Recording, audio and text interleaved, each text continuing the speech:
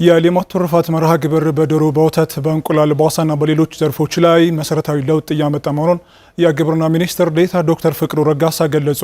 መርሃ ግብሩ የእንስሳት ተዋጽኦ ምርታን በተግባር በማሳየት የሀገሪቱን የምግብ ሉዓላዊነትና የዜጎችን ክብር ለማረጋገጥ የተጣለውን ግብ እያሳካ ይገኛል። ዘገባው የኢትዮጵያ ዜና አገልግሎት ነው። ማማንሽ ግን እንደሚከተለው ታቀርበዋለች።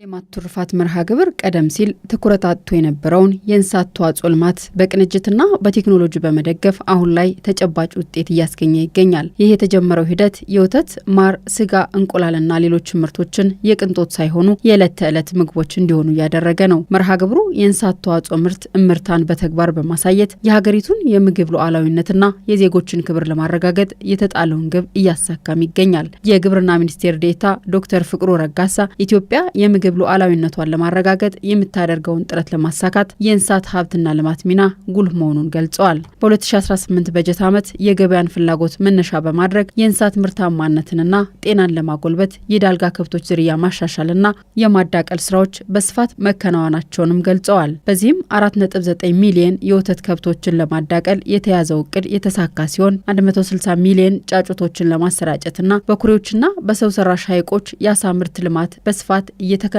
እንደሚገኝም ገልጸዋል። በዶሮ በኩል በጣም ሲግኒፊካንት የሆነ ትልልቅ ለውጦችን ያመጣንበት አመትና እሱም እያደገ የመጣ ነው። 11.7 ቢሊዮን እንቁላል ለማምረት ታቅዶ 160 ሚሊዮን ጫጩት ለማሰራጨት በእንቁላል ደረጃ ደግሞ 11.7 ቢሊዮን እንቁላል ለማምረት ታቅዶ እየተሰራ ያለበትና ኦልሞስት በፕላኑ መሰረት የሄደ ያለበት ሁኔታ ነው ያለው። ዘንድሮ ላይ ብቻ ትልቅ ካፓሲቲ ያላቸው 4 ሃቸሪዎችን ገዝተን ለ4 ክልሎች አስተላልፈናል። 11 አዲስ ሃቸሪ ደግሞ እየገዛን ነው፣ እንቁላል ማስፈልፈያ ማለት ነው። በበጀት ዓመቱ የእንስሳት ጤናን ለመጠበቅ አዳዲስ አሰራሮች፣ የተጠናከረ የክትባት ስርጭትና የኤክስቴንሽን አገልግሎት በመዘርጋቱ ዘርፉን በተገቢው መንገድ ለማልማት የሚያስችል ትልቅ አቅም ተፈጥሯል። በተለይም ወደ ውጭ የሚላኩ ምርቶች በሚገኙባቸው የአርብቶ አደር አካባቢዎች የድንበር ዘለል በሽታዎችን ለመቆጣጠር ክትባት በስፋት መሰጠት የተጀመረ ሲሆን ከጎረቤት ሀገራት ጋር በጋራ የመስራት ባህልም እያደገ መሆኑን ጠቁመዋል። ኤክስፖርቱንም ለማሳደግ የሚረዳው የበሽታ ነጻ ቀጠና ብለን እነኚህ ለኤክስፖርት የሚሆኑ እንስሳቶች ሶርስድ የሚሆኑባቸው የአርብቶ አደር አካባቢዎችን የድንበር ዘለል የእንስሳት በሽታን ለመቆጣጠር ክትባቶች የጀመርንበትና ይህንን ደግሞ ከጎረቤት ሀገራት ጋር ተቀናጅተን ስፔሻሊ ከኬንያ ጋር ተቀናይተን እየሰራን ያለንበት ሁኔታ ነው ያለው። ባለፉት ዓመታት በሌማት ትሩፋት መርሃ ግብር የተከናወኑ ተግባራት የእንስሳትን ምርታማነት በከፍተኛ ደረጃ አሳድገዋልም ብለዋል። እነዚህ ስኬቶችም ኢትዮጵያ የምግብ ሉዓላዊነቷን ለማረጋገጥ ያስቀመጠችውን ግብ ለማፋጠን ትልቅ አቅም መፍጠራቸውንም አስረድተዋል። በወተት ምርትም ስንጀምር 7.1 ቢሊዮን ሊትር ነው ኢትዮጵያ የምታመርት የነበረው።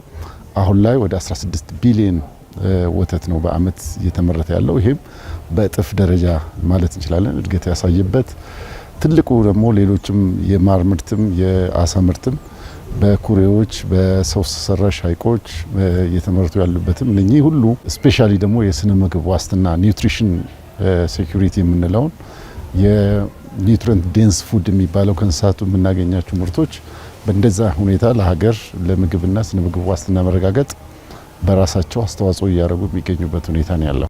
የእንስሳት ምርታማነትን በዘላቂነት ለማስቀጠልና የመኖ አቅርቦትን ለማሻሻል እየተሰራ ሲሆን ማሽኖች ተገዝተው ለክልሎች መሰራጨታቸውንና የግሉ ዘርፍ ፋብሪካዎችም ማነቆውን ለመፍታት እያገዙ መሆኑን ገልጸዋል።